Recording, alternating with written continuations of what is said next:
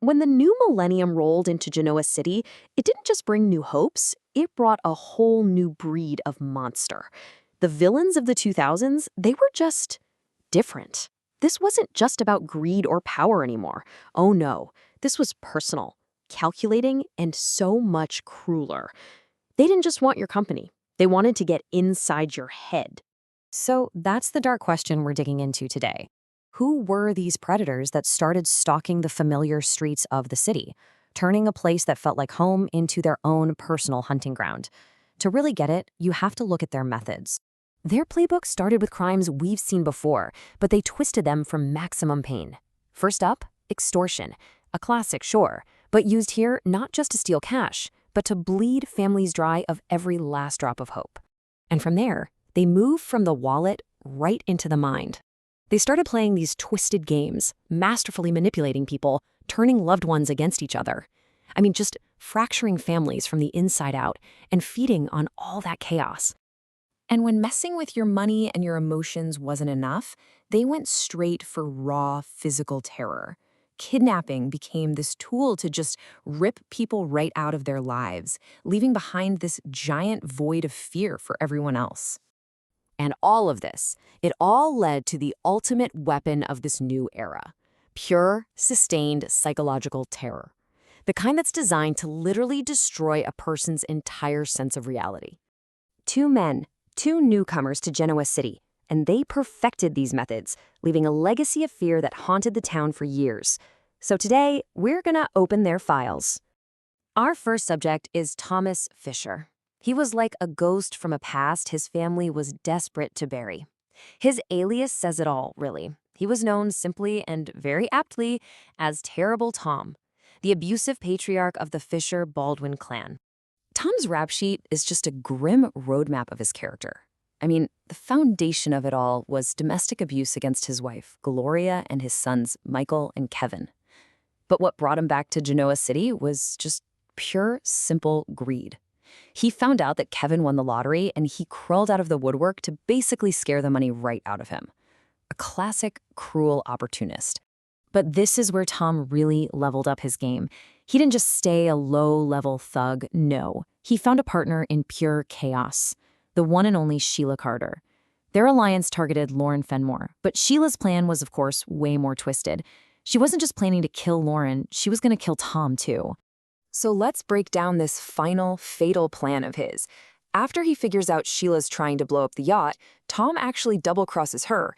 He traps both Sheila and Lauren in an old bomb shelter. His endgame? Ransom Lauren back to his ex-wife, Gloria. But the whole thing just implodes when John Abbott shows up and shoots Tom dead right in the middle of the blackmail attempt.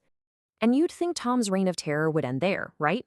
Not even close. He left behind a completely shattered family. His death got John Abbott thrown in prison, and his past even invalidated his divorce from Gloria, which threw her new marriage into total chaos. And then, years later, the final bomb drops. The secret affair with Sheila Carter? It produced twins, a whole new generation of trouble unleashed on Genoa City. All right, let's open our second case file. And listen, if Tom Fisher was a blunt instrument, just a sledgehammer of cruelty, then Cameron Kirsten, well, he was a scalpel. He wasn't interested in big, messy chaos. Oh no, he was an artist. And his masterpiece was the systematic torment of one single person. Just look at this rap sheet. It reads like a textbook on psychological warfare, and every single bit of it was aimed at one victim, Sharon Newman. And his motive? It wasn't money. It was this terrifying mix of obsession, control, and just pure sadistic pleasure in watching her suffer. This timeline, it just shows this cold, calculated, escalating campaign. It all starts with a brutal assault in Denver. When Sharon gets away, he follows her all the way to Genoa City and starts blackmailing her. Then, on New Year's Eve, he attacks her again. But this time, she fights back. She smashes a champagne bottle over his head and leaves him for dead. But for a guy like Cameron, this wasn't the end. This was just the beginning of his real game. See, his primary weapon actually has a clinical name. It's called gaslighting. He didn't just want to hurt Sharon physically. He wanted to dismantle her mind piece by piece. He wanted to make her question the very nature of her own reality until she honestly believed she was going insane. And his methods were just monstrously creative. He literally haunted Sharon, pretending to be the ghost of the man she thought she'd killed. He would just appear in her windows or inside her house, this terrifying specter of her own guilt. And the masterstroke? He actually went out, murdered another man, Frank Barrett, and planted the body for Sharon to find, framing her for a murder she didn't commit, while making her believe she was hallucinating the entire thing. So, we have two monsters, one driven by greed and brute force, the other by this sadistic obsession. How do we even assess the damage? How do we figure out who was truly the most villainous newcomer of the entire decade? Okay, let's put them head to head. Tom Fisher's method was brute force and greed. His scope was his family and pretty much anyone with money, and his legacy was a completely shattered family tree. Cameron Kirsten, on the other hand, his method was psychological torture. His scope was the singular obsessive focus on one woman, and his legacy was one victim left utterly traumatized and questioning her own mind.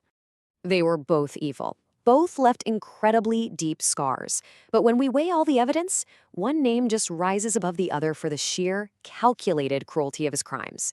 The most villainous newcomer of the 2000s has to be Cameron Kirsten. And here's why. Terrible Tom was a thug. His evil was, at its core, transactional. It was born of greed and this pathetic need for control. Cameron Kirsten's evil, well, that was his passion. He didn't just want to hurt his victim, he wanted to deconstruct her, piece by piece, for his own sick amusement. It wasn't just a crime, it was an art form of pure, sadistic torment. So, we've laid out the evidence from our files, but the debate definitely doesn't end here. Brute force versus psychological terror. Who do you think was the true monster of the millennium in Genoa City? You have to let us know your verdict. Cast your vote in the comments below. Hey, if you enjoyed opening up these cold cases with us, please make sure to like and subscribe. We'll be back soon with more deep dives into the characters who make us want to lock our doors at night.